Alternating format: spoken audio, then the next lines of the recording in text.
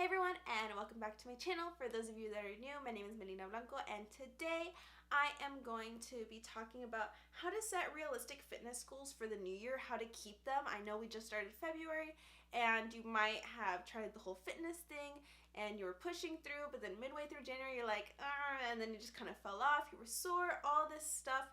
So I'm going to be talking about it and how you can commit to your goals for this year and really see some amazing results. So my first tip for you is to not overdo it. I've seen so many times and I've heard from so many people that like my friends and stuff like this, like they'll go to the gym and they'll go in that first day and they'll go so hard, and then boom, the next day they don't feel motivated to go. They feel super sore from the day before. If anything, if you're just starting out with like your fitness journey, go ahead and do your exercises, but don't go all out. Don't do the most weight that you can do. Don't overexert yourself. Just feel comfortable getting with the motions. And like your repetitions, maybe start with like some lower reps and then later build stuff up. Maybe start with just 2 exercises and then later build to doing 4 exercises. Decide what you're doing. What's one of the things that I find most helpful, especially like if I go to the gym really consistently. I am there 6 days a week. However, if like recently I was sick, if I just get off my schedule, I tend to do 1 to 2 muscles a day. If I get off track, what I do when I go back is I end up doing kind of like a full body workout. I do 1 exercise per muscle group or muscle area, and I feel like that helps me get back into the rhythm of things.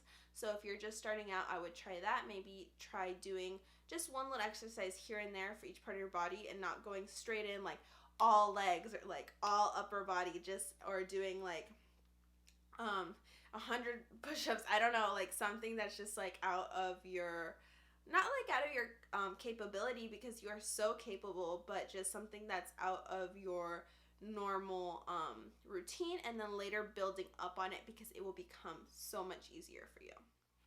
So my second tip is that to reach your fitness goals, it does not have to be through a gym. I think when we think fitness, we immediately just go straight to gym, but rather you could like find a new hobby or even like reignite an old passion. I'm like looking down at my notes, so I'm making sure like I say the right, like my ideas translate to you.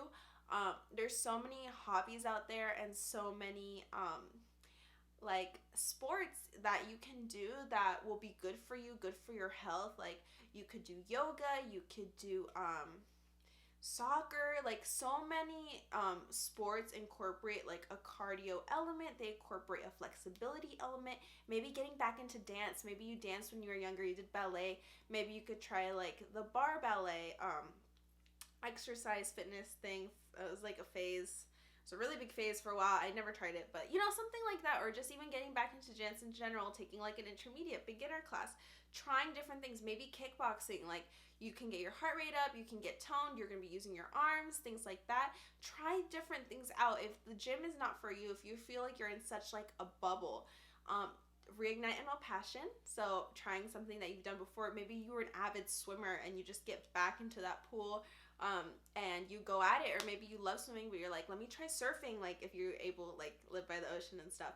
So things like that I feel like could be taking a whole new perspective on it and seeing like, oh, I can do this and I can feel great about myself without having to do something that for me is just not fulfilling. So my third tip is don't be afraid to look around, to ask for help, and to try new classes. So this is going back into the gym, kind of deviating back there. When you first go to the gym, like just walk around. Go and see what machines there are, see where they are grouped, because different gyms have different setups. Obviously, like go find where like the cardio area is and see what machines they have, like the bike, the elliptical, the treadmill. So then later you can try each of those out and see like, oh, I really like the elliptical for cardio, and I don't just like jump straight to the bike because that's what I know how to do, and then just always do that because I'm scared to like deviate, to trying like the rowing machine or something. And then like don't be afraid to go look around like the weight area. I know that area can be really intimidating, but it's something that can be really good for you. You can always a lot of people at my gym, what they do is like when the room where they have classes and the boxing bags, like they'll take the dumbbells from the weight area and they'll take them into there and do exercises in front of the mirrors and stuff like that, and then later put them back, so you don't have to do all your exercises like in the weight area if you want to use some of the weights. So yeah, look around, find where the different machines are grouped. They're usually grouped by like muscle categories, so like the bicep machines will all be in like one area, and then like the chest machines, the back machines, etc, etc. And yeah, ask for help. People are super helpful and super friendly. If you don't feel comfortable asking a stranger, ask staff is there to help you. They're there to like make your experience better. And if you are looking to like meet new people but you don't want to like bother someone with that got their AirPods in or something like that, try out the classes that are offered at your gym. At my gym, the classes are free to any members, so definitely look in to see like what the criteria for taking classes is, if you can do like a trial class, things like that. And then you can like talk to people before or after the class and get their feedback, like what they think about the class or like what they do. And then that's an easy way to talk to people who go to your gym if you're looking to make some friends.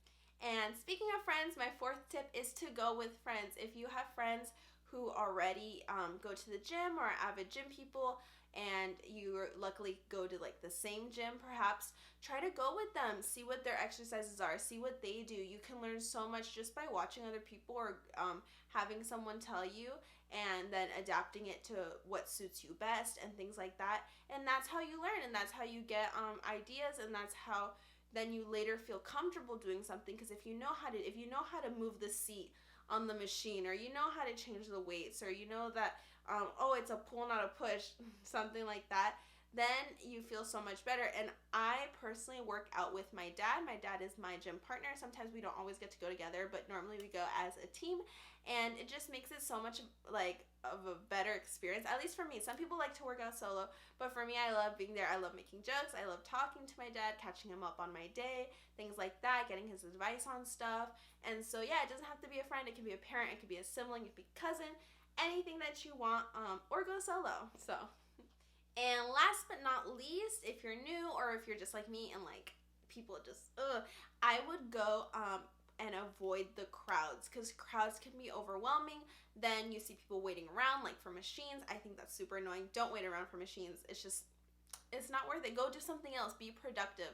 I don't understand how some people can spend like 4 hours at the gym, but they're literally like doing nothing. Like they'll just be like chit chatting, whatever. I don't like condone this. This is whatever. People do whatever they want, but it's just, to me, it's not a productive use of my time. Like I'm in and out of the gym like 30 minutes if I'm on my own. If I'm with my dad, probably like more around an hour, and I get like a full workout in. So it's just like however you choose to like spend your time. But anyway, back to the point.